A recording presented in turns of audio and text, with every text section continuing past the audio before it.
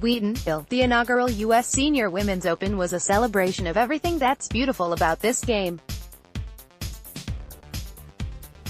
JoAnne Carner, with her rosy cheeks and pack of Winstons, shot her age at 79, reminding us of its timelessness. Chicago Golf Club, a historically elegant club, placed a spotlight onto strategic play from some of the giants in the women's game. Fans walked down the middle of the fairways, creating an intimate, retro look that matched black and white photos from the club that date back more than 100 years. Friendships were forged and rekindled. Players and caddies reunited, and there was deep, heartfelt gratitude toward those who have blazed trails of inspiration. And the champion Laura Davies, well, she's the stuff of legend. A woman the Queen of England bestowed the title of Dame. The major with the lowest purse of the season gifted us the richest of experiences. It's such a privilege to be here, Helen Alfredson said. We were talking about being the first. We were the first at Solheim. To see what that has become, we couldn't even give away tickets. It's nice when you take a step forward for women. Head pro John Guyton took note when Jan Stevenson came into the pro shop to buy a championship pin flag before Tuesday night's player reception. Many followed suit. Guyton estimates that half the field bought a pin flag to put outside their locker.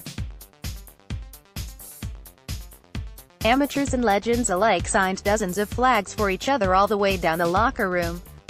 Merchandise sales doubled what was forecasted. The U.S. Golf Association bumped the pairings guide order by 30% for the weekend after Thursday and Friday crowds drastically exceeded expectations.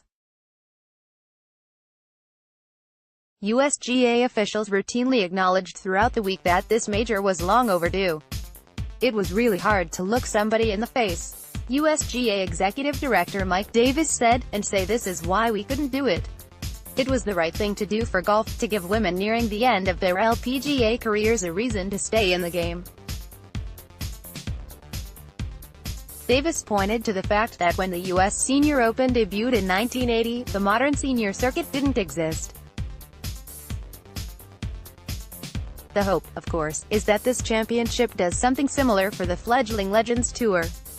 You all sure look young, said Carner as she opened her speech at Tuesday night's player reception. The 8-time USGA champion brought the house down with her 6-minute speech.